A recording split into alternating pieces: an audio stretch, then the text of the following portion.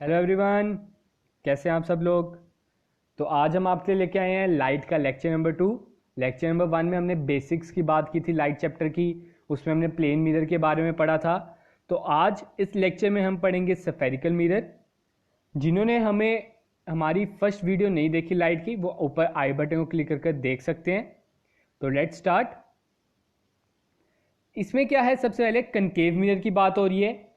आप सभी को मैं बता दूं, हर एक स्फेरिकल मिरर, दो तरह के स्फेरिकल मिरर हैं, वो एक स्फेयर के ही पार्ट हैं। स्फेयर को ही जब हम कट करेंगे तो वो दो मिरर बनते हैं। अब जो बच्चों को डाउट आता है कनकेव मिरर कौन सा है और कन्वेक्स मिरर कौन सा है, वो मैं डाउट इसमें क्लियर करता हूं। आपने कैसे याद रखना है, आप इधर देख सकते हो, मैंने लिखा हुआ है concave mirror is a hollow sphere is cut into part and the outer surface of the cut part is painted। मतलब ये मैंने एक सफेयर काटा है, इसका जो आउटर सरफेस है, मतलब ये जो पार्ट, इसको अगर आप पेंट कर दो, हमने पढ़ा था पिछली वीडियो में सिल्वर मेटल से पेंट किया जाता है, then it becomes a mirror with its inner surface, और रिफ्लेक्शन इसकी दूसरी side, that is inner surface, इसकी रिफ्लेक्शन कहां से टेक प्लेस करेगी, इधर से, इनर साइड से। उस मिरर को हम बोलते हैं कनकेव मिरर। आपने ये चीज याद रखनी है, मैंने नीचे डायग्राम भी बनाई है। कनकेव मिरर कौन सा है, जिसकी जो रिफ्लेक्शन है इनर साइड से टेक प्लेस करेगी, और उसे हम आउटर साइड से पेंट करेंगे। आपको इस तरह का एमसीक्यू पूछा जा सकता है। In concave mirror which part is painted or which reflections take place from which part, that is from inside part। अब इधर आप देख सकते हो फिगर, इसको मैं आगे जाके मैंने एक्सप्लेन करता हूँ what is F what is C. ठीक है, नेक्स्ट आगे बढ़ते हैं। इधर आप एक और चीज याद रखना, concave mirror is also known as converging mirror. ये जितनी भी रेज है उसको कन्वर्ज करने में मदद करता है। ठीक है, मतलब ऐसे एक रे ऑफ लाइट आ रही है तो वो कन्वर्ज करेगा एक ही जगह पे, एक जगह पे मिलाने की कोशिश करता है। अगला है कनकेव मिरर के यूजेस। कनकेव मिरर कहां कहां यूज किया जाता है।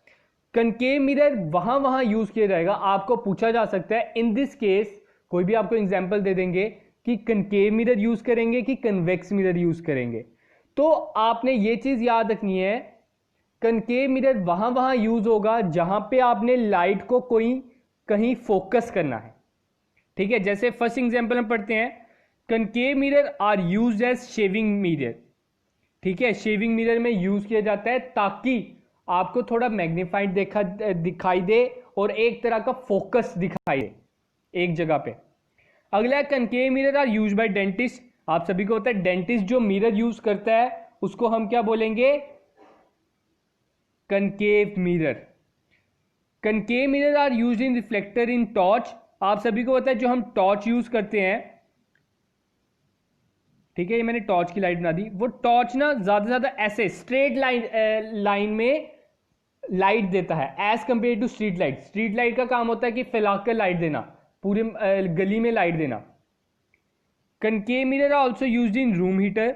Concave mirror is used as doctor head mirror to focus light. हमने ऊपर पढ़ा कि डेंटिस्ट यूज करते हैं कनकेव मिरर। अब किसी और फील्ड्स में भी, जैसे आई साइट में भी आपके वो ईएनटी डॉक्टर्स भी यूज करते हैं। ईएनटी डॉक्टर्स भी जो मिरर यूज करते हैं वो भी कौन सा मिरर होगा, concave mirror. A large concave mirror is use in the field of solar energy. Solar energy panel में भी कनकेव मिरर यूज किया जाता है। क्यों, क्योंकि उसमें आपने एक पॉइंट पे लाइट फोकस करनी होती है। जैसे मैंने इधर बनाया, ये आपका सोलर पैनल बना, इधर आप क्या करोगे, कनकेव मिरर लगा देते हो, इधर से जब भी कोई लाइट आएगी वो एक ही जगह पे ताकि फोकस हो सके, तो इसलिए हम उधर कनकेव मिरर यूज करते हैं। That is why it is also known as converging mirror. अब आगे बात करते हैं कन्वेक्स मिरर की। कन्वेक्स मिरर इसका उल्टा हो जाता है। कन्वेक्स मिरर में क्या होगा, it is painted from inside. वो अंदर वाली साइड से पेंटेड किया जाएगा, उसमें आउटर वाली साइड से पेंटेड था और इसमें अंदर वाली साइड से पेंटेड है। और रिफ्लेक्शन इसमें कौन सी जगह से टेक प्लेस करेगी, फ्रॉम आउटर प्लेस। आप इधर देख सकते हो, जब लाइट इधर से आएगी तो रिफ्लेक्शन कुछ इस तरह से वापस हो जाएगी। ये आउटर साइड से रिफ्लेक्शन टेक प्लेस करती है। और ये किस नाम से जान जाती है? It is known as diverging mirror. इसका काम है लाइट को डाइवर्ज करना। डाइवर्ज मतलब फैला देना, एक तरह का उसे डिफरेंट डिफरेंट पोर्शंस में बांट देना, एक तरह का डाइवर्ज कर देना उसे। ठीक है, आपको पता है डाइवर्जन का मीनिंग। आगे बढ़ते हैं, यूजेस ऑफ कन्वेक्स मिरर। अब कन्वेक्स मिरर, अब आपको उधर कोई भी एग्जांपल पूछ लेंगे कि इस केस में आप कन्वेक्स यूज करोगे कि कनकेव, याद रखना है अगर उस केस में आपने लाइट फोकस करनी है किसी जगह पे तो कनकेव, अगर लाइट को आपने फैलाना है तो कन्वेक्स। इधर आप देख सकते हो, convex mirror are used as rear view mirror in vehicle to see the traffic at the rear side. ठीक है, रियर व्यू मिरर में आपका कन्वेक्स मिरर यूज होता है। क्यों यूज होता है? क्योंकि जो कन्वेक्स मिरर है वो छोटे से सरफेस में आपको ज्यादा इमेज देती है। ठीक है, उसमें लिखा होता है, आप जब अपने साइड मिरर में देखते हो, the objects are near as compare to the object seems to be. अगला है, convex mirror are used in cars, trucks and buses. अभी जो मैंने बताया, large convex mirror are used in shop security mirror. और जो कन्वेक्स मिरर है वो सिक्योरिटी वाली, मतलब ज्यादातर ज्वेलरी शॉप्स में होता है, वो एक तरह का कैमरे का ही काम करता है, मैं बता दूं तो। उससे क्या होता है, लार्ज एरिया कवर अप करने के लिए होता है। It is used in turning of the road और एंड पार्किंग। आप सभी ने देखा होगा, ये जो ब्लंट कट्स होते हैं बड़े, तो उधर ये एक मिरर यूज किया जाता है। वो कौन सा मिरर यूज किया जाता है? दैट इज कन्वेक्स मिरर, ताकि आपको छोटे से एरिया में ज्यादा एरिया कवर हो जाए, आपको ज्यादा चीज दिख जाए। आगे बढ़ते हैं, अब हम पढ़ेंगे एलिमेंट्स ऑफ स्फेरिकल मिरर, जो मैंने अभी ऊपर बताए थे पहले कि बाद में डिस्कस करेंगे। अब क्या एलिमेंट्स ऑफ स्फेरिकल मिरर हैं? आप सभी को मैंने बताया जो स्फेरिकल मिरर है एक स्फेयर का बना होता है, तो उस स्फेयर का जो सेंटर पॉइंट होता है, आपको पता है जैसे ये स्फेयर है, स्फेयर का जो सेंटर पॉइंट होगा उसको हम बोलेंगे सेंटर ऑफ कर्वेचर। उसे हम क्या बोलेंगे? सेंटर ऑफ कर्वेचर, या उसे हम सी के नाम से डोनेट करते हैं। और ये जो मिरर है, मिरर का जो सेंटर पॉइंट होगा उसको हम बोलते हैं पोल। उसको हम क्या बोलते हैं? पोल। सेंटर ऑफ कर्वेचर और पोल का जो सेंटर पॉइंट होगा उसको हम बोलेंगे फोकस। ठीक है, मैंने इधर डेफिनेशन नहीं लिखी, बस आपको बता रहा हूं वर्बली। क्यों? क्योंकि आपको एग्जाम में इसके बारे में पूछा जा सकता है कि फोकस और सेंटर ऑफ कर्वेचर में क्या रिलेशन है। तो फोकस और सेंटर ऑफ कर्वेचर में वो रिलेशन है, दैट इज फोकस जो है वो हाफ है सेंटर ऑफ कर्वेचर का। फोकस क्या है? सेंटर ऑफ कर्वेचर का हाफ है, या two focus is equal to centre of curvature. यह चीज पूछा जा सकता है। अगली चीज पूछी जा सकती है pole. Pole is the centre of the mirror from which the reflection is to be take place. और अगली चीज जो पूछी जा सकती है, what is principal axis? The line passing through the centre of curvature and focus and meets at pole, जो pole पे मीट करेगी। अब आगे हम पढ़ेंगे इसकी रे डायग्राम के बारे में, और रे डायग्राम के आगे बढ़ने से पहले हम रूल्स पढ़ लेते हैं। रूल्स क्या कहते हैं? पहला रूल क्या कहता है? व्हेन ए रे, ये आप सभी ने अपनी 10th क्लास में किया हुआ है तो घबराने वाली कोई बात नहीं है। क्या बोलता है? When a ray parallel to principal axis strikes concave और convex mirror, the reflected ray passes through the focus. इसके कहने का मतलब है, जब भी, ये मैंने बना दिया कनकेव मिरर, ठीक है, ये आपका आ गया प्रिंसिपल एक्सिस।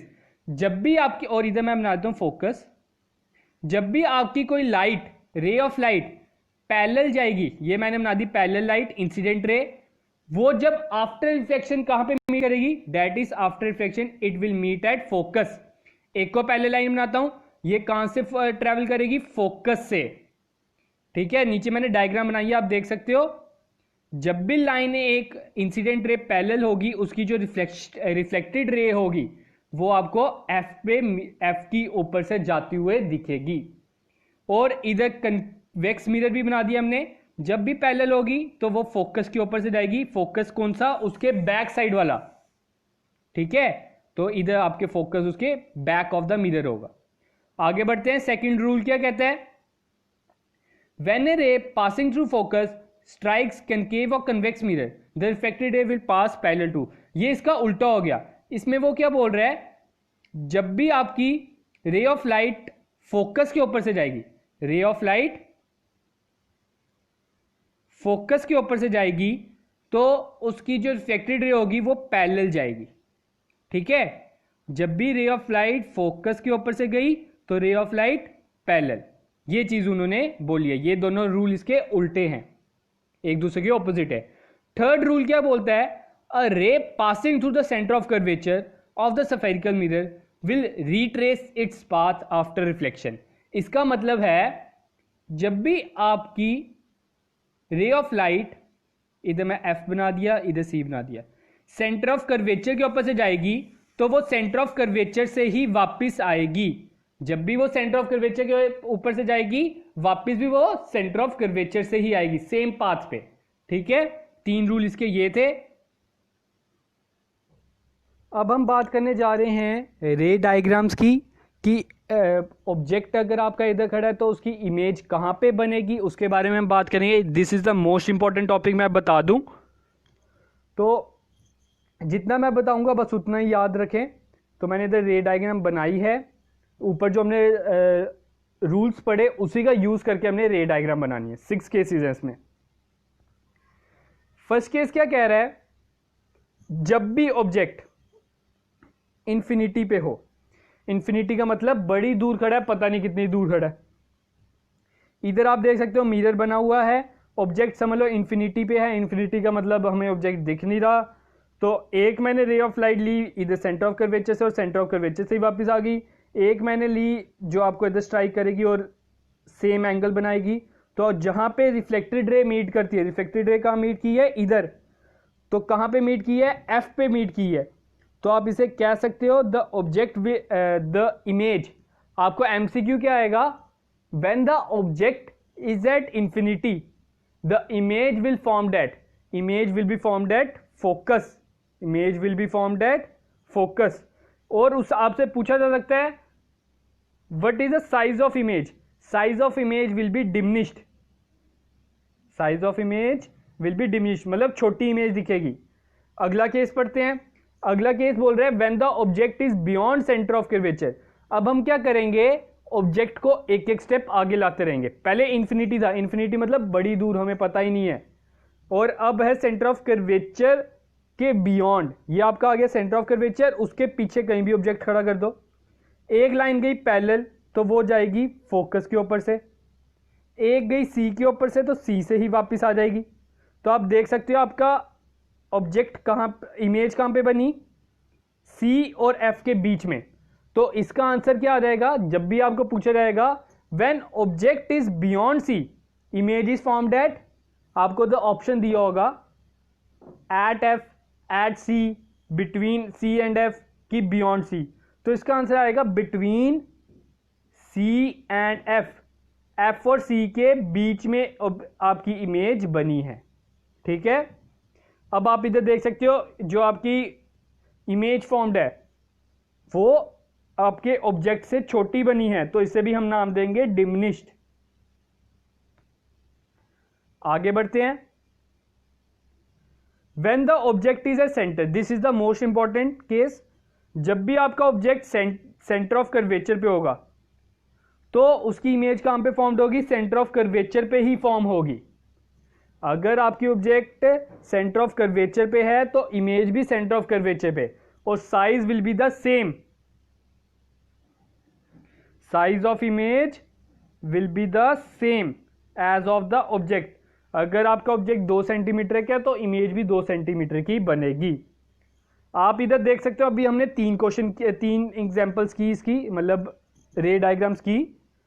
जैसे जैसे हमने ऑब्जेक्ट को आगे बढ़ाया इमेज उसकी पीछे पीछे आ रही है, देख रहे हो आप। फोर्थ पार्ट, व्हेन द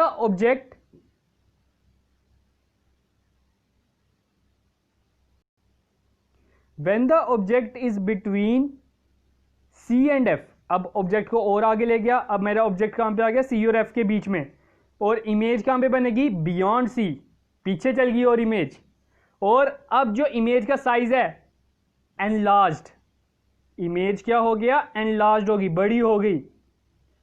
अब और आगे लेते हैं, इमेज अब हम C और F के बीच में थी, अब हम F पे लेते हैं। इमेज जब हम F पे लेंगे, इमेज जब हम F पे लेंगे, ये कहीं पे मीट नहीं कर रही, तो it will be formed at infinity, image will be formed at infinity, और size will be highly enlarged, highly enlarged. Last case, when the object is between F and P, F और P के बीच में, image of the object will be formed beyond mirror, जो इसमें जो है mirror के पीछे बनेगी। ठीक है, ये चीज, ये वाला केस याद रखना, इसमें इमेज जो है आपकी पीछे बनेगी और size will be highly enlarged. हमने ये जो 6 केसेस पढ़े, आपने बस याद रखना है, जैसे जैसे ऑब्जेक्ट आगे बढ़ेगा इमेज उसकी पीछे पीछे बनती रहेगी। ठीक है, तो अब आज का हमारा इतना ही लेक्चर था। नेक्स्ट वीडियो में हम लेके आएंगे आपके लिए लेंसेज के बारे में पढ़ेंगे। जो जो इंपॉर्टेंट टॉपिक्स हैं मैं आपको वो करा रहा हूँ। आपको पता है लाइट चैप्टर ज़्यादा से ज़्यादा इसके 2 MCQ भी नहीं आ सकते, 2 से ज़्यादा नहीं आएंगे, मैं आपको इसकी गारंटी देता हूँ। क्योंकि पता है साइंस सेक्शन आपकी 10 मार्क्स की है, उसमें भी लाइट आपका सब सेक्शन है, और ये फिजिक्स के अंदर लाइट है, आपको पता है। तो फिजिक्स भी आपकी 4 नंबर की आएगी ज़्यादा से ज़्यादा। तो उसमें लाइट चैप्टर जितना मुझे इंपॉर्टेंट लग रहा है मैं उतना आपको करा रहा हूँ। तो नेक्स्ट में हम बात करेंगे लेंस के बारे में। तो आज के लिए इतना ही, थैंक यू। और जिन्होंने अभी हमें तक सब्सक्राइब नहीं किया सब्सक्राइब कर लें। टेलीग्राम पे भी आप हमें ज्वाइन कर सकते हो, इसका लिंक आपको डिस्क्रिप्शन में मिल जाएगा। Okay, thank you.